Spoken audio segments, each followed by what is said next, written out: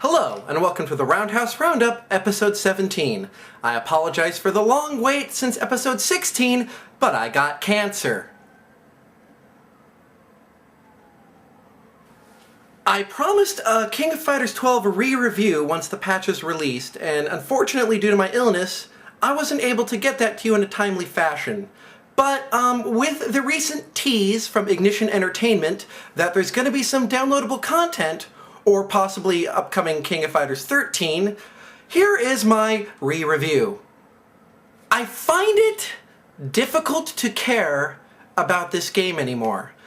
I find that it becomes a battle of who can get their counter hit first to bust out their crazy bullshit combo. I find that the combos you can get in the corner do way too much damage for the amount of effort you need to put in.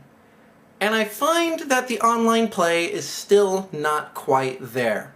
It's certainly better than it was, but it's still not as good as Tekken 6, which I lambasted in my last review, and I probably was a little too quick about that. Tekken 6 does play fine if you get a green or blue connection.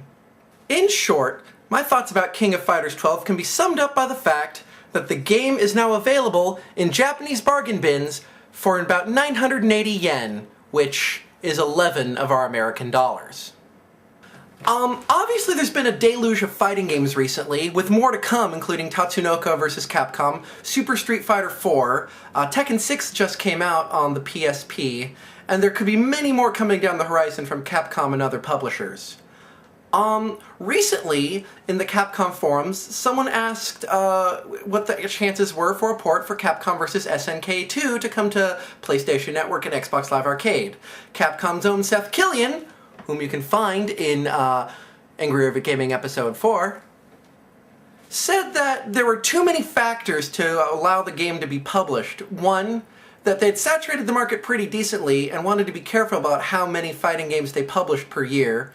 Two, the game has a higher learning curve than others, especially with stuff like roll canceling, which makes the game, I wouldn't say unbalanced, but makes it a different game entirely. What he didn't say was that it takes two to tango, and SNK and Capcom would have to come to terms on another contract for this game to even be republished. There are too many factors preventing this game from coming out when Capcom can go to other fighting franchises that they have full control over and publish one of those games instead, such as Rival Schools or Darkstalkers. As of this broadcast, Tekken 6 is now available for the PSP. It packs all the action of its console brethren, and it loses the scenario mode. So it's even better!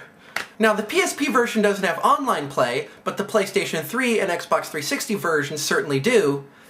And a patch is coming out on Turkey Day to not only improve quality of lag and matchmaking, but to give you a few more options, including the ability to filter ranked matches by location.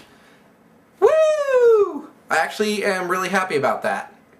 I'll be coming out on Turkey Day, so do something while you're ignoring your whole family, because they're dorks.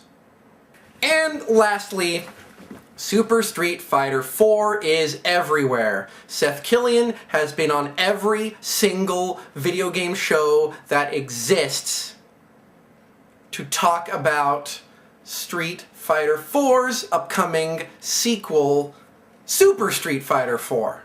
And today, in Famitsu, 4 new characters were revealed. Adon, Guy, and Cody, all from Street Fighter Alpha. Cody, you might know him from Final Fight, but he was in Street Fighter Alpha 3.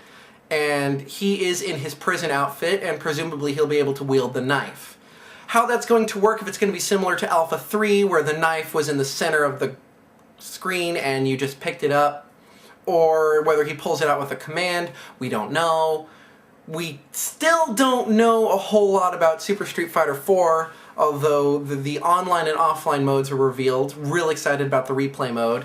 If you look at the Japanese trailer, there's a big giveaway almost a minute in. They show Ryu doing a different Ultra. So presumably, each character now has 2 Ultras. While this isn't confirmed, it probably is that way, given that we've seen on the Ultra meters at the bottom of the screen the new Roman numerals 1 and 2. finally, I did say 4 characters, didn't I? There's a tease. They show Cody punching a thrown kunai, which is a dagger that was thrown from the air and it's going at a downward angle. Now, who in Street Fighter throws daggers at a downward angle? Presumably from the air.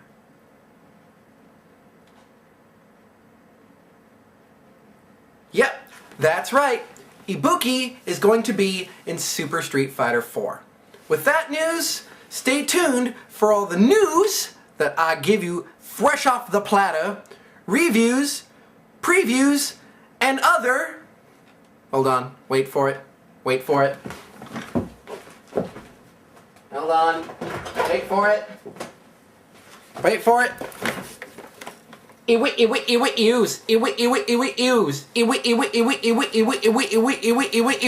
Right here on the Roundhouse Roundup.